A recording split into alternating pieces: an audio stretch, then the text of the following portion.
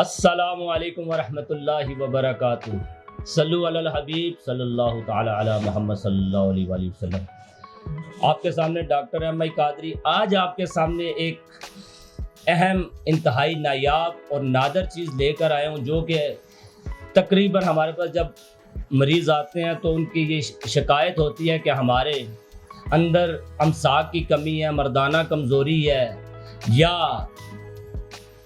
शहवत की कमी आना, ये सारी चीज़ें पाई जाती हैं। तो दौरे हाज़िर में क्योंकि इसकी वजह खुराक की, ऑर्गेनिक खुराक का कम मिलना या अच्छी खुराक का ना मिलना, जिसकी वजह से काफ़ी या कुछ और मामलात भी हैं जिसकी वजह से ये चीज़ें एक मर्द के अंदर कम पाई जाती हैं। तो इनको बढ़ाने का क्या तरीका है? आज बड़ी जिसने इंग्लिश दवाइयाँ यूज़ की हैं या इंग्लिश दवाइयों से भी वैगरा या दीगर इन चीज़ों से ज़्यादा रिजल्ट इसका इंशाल्लाह आपको मिलेगा, लेकिन आप इसको बना लें, अपने घर में इस्तेमाल करें, इंशाल्लाह दुआएं देंगे। तो आज आपके सामने जो चीज़ लेकर हम उसे कहते हैं कूंच। इसके मुख्तलिफ नाम हैं। इसको मैक्यूना लातीनी ज़बान में कहते हैं, म्योकना, पेरानंस, या इसको हिंदी में कनवाज के नाम से भी जाना जाता है, या पूंछ फल के नाम से भी जाना जाता है इसको, या इसको आप किसी जो पंजाबी में है वो पंजाबी में इसको जलूनी बूटी के नाम से सब जानते हैं, जो कि फसलों के बाहर एक बेल लगी होती है जिसमें तकरीबन एक फिंगर के मुताबिक एक फली होती है जिसके अंदर लोबिया की तरह का फल निकलता है। ये ब्लैक भी होता है और वाइट भी होता है। जो ब्लैक है ये अक्सर मादा मनविया और जरियान या लिकोरिया पर इस्तेमाल किया जाता है और इसके बेशुमार फ़वाइद हैं। लेकिन एक बात याद रखिएगा, इससे अक्सर जो है ना खारिश पैदा होने का अंदेशा है। जैसे ही आप इसको पकड़ेंगे तो आपके जिस्म में खारिश होना शुरू हो जाती है। और याद रखिएगा, जलूनी बूटी कूंच फल को जब उतारें, अगर आपको खारिश का मामला है तो इस पर आयल वगैरह बिल्कुल इस्तेमाल नहीं करना। किसी भी किस्म की जो चिकनाई वाली चीज़ है इस पर इस्तेमाल नहीं करनी, बल्कि आपने कलवंजी या इमली के पानी से इसको धोना। इंशाल्लाह आपकी खारिश ख़त्म हो जाएगी। वॉमिटिंग या मतली वगैरह आना, के आना, ये सारी इससे चीज़ें पैदा होती हैं इसके साइड इफ़ेक्ट्स के तौर पे। लेकिन इसके फल में कोई ऐसी चीज़ नहीं है।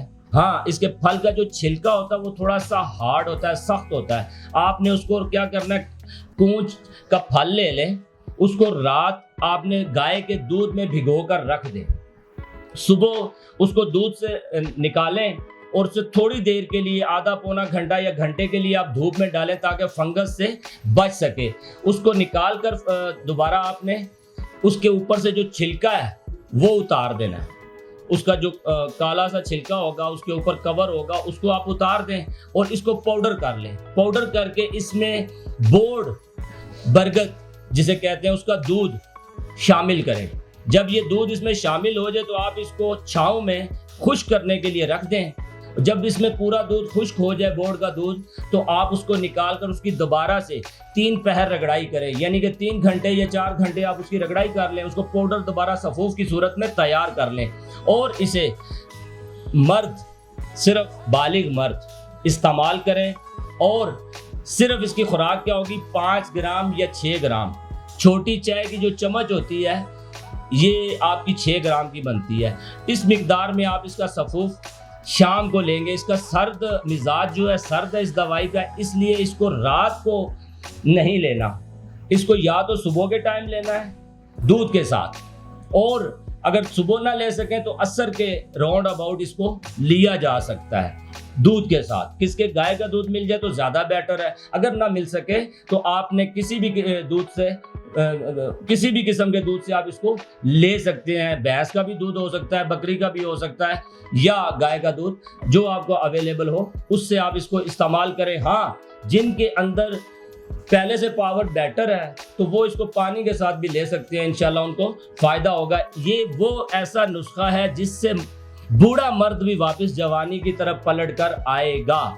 हमारा नुस्खा आपको पसंद आए, हमारे चैनल को सब्सक्राइब करें और देखते रहें और दूसरों तक शेयर भी करें। इसी के साथ अगली वीडियो तक इजाज़त दीजिए। अस्सलामु अलैकुम व रहमतुल्लाहि व बरकातुहू।